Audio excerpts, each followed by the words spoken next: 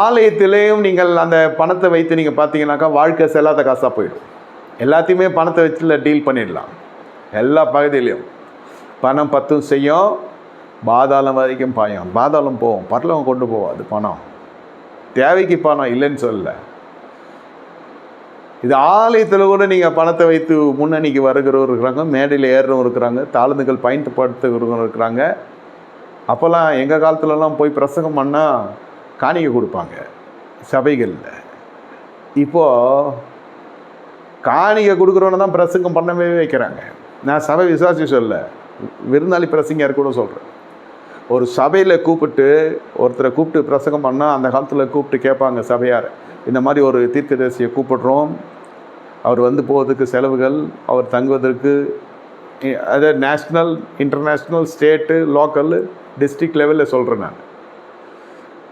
ஒரு பட்ஜெட் இருக்கும், அதெல்லாம் கலந்து ஆலோசித்து அப்புறம் தேவனால் ஆவியினால் ஏவப்பட்டு கர்த்தர் பயன்படுத்துகிற பாத்திரம் அவர் கூப்பிடுவாங்க, போகிறப்போ கலெக்ட் பண்ணி கொடுப்பாங்க. இப்படி போயிருந்தது. இப்போ என்ன ஆயிடுச்சுனாக்கா நண்டு சிண்டெல்லாம் வந்துடுச்சு, வரக்கூடாதுன்னு சொல்ல.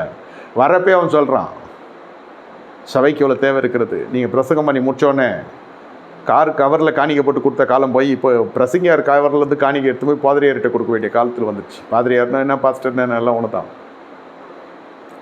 எவன் கொடுக்குறானோ அவனுக்கு பலிபீடம்.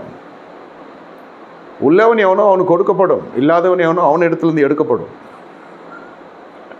வசனத்தின் படி தானே செய்கிறான். அப்படியே தான் அது மாதிரி வாத பொருட்டுக்கள்லாம் நடந்து கொண்டிருக்கிறது. அதனால் என்ன நடக்குதுனாக்கா குடும்பம் பஸ்பமும் போகுது.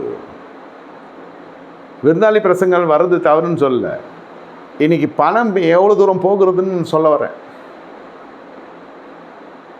இப்படி இருந்தால் எத்தனை டிவோர்ஸஸ் அதிகமாகாது, எப்படி கம்மியாகும்? வீடு கட்டப்படாத வீடு உடைக்கப்படும். நீ அபிஷேகம் பண்ணப்பட்டவனை விட்டு போனையா லோத்து, அதனால உன் குடும்பம் நாசமாக போச்சு. ஆனால் அபிஷேகம் பண்ணப்பட்டவன் என்ன செஞ்சான்? பணத்தை பாதியாக பிரித்து கொடுத்தான், அவன் போனால் அழிஞ்சான், குடிகாரனா மாதிரி அழிஞ்சான். அதெல்லாம் நமக்கு தெரிஞ்ச சத்தியம்தான். இப்பொழுது பலிபீடத்தண்டையில் பணம் பிரதான இடம் வகிக்கிறது. அந்த மாதிரி தலைமை கீழ் இருக்கிறீர்களா? உனக்கு சத்தியம் வராது, சௌகரியமான பிரசனங்கள் வரும். ஏழ்மை என்பது இருக்கக்கூடாதுன்னு, சரி சந்தோஷம். யாருக்கு இருக்கக்கூடாதுன்றது தான் இங்கே கேள்வி. ஏழ்மை இருக்கக்கூடாது, விசுவாசிக்கா பலிபீடத்தில் இருக்கிறவனுக்கா? ஏழ்மையாக இருக்கக்கூடாது, சரி. வியாதி இருக்கக்கூடாது, சரி நீ ஜெபிச்சு சரியாக்கு, கர்த்தவங்களை பயன்படுத்திட்டோம், சந்தோஷம் தானே. மேனிக்கணும் பூமிக்கணும் அது பிரசங்கித்து முடிக்கிறாங்க இல்லையா?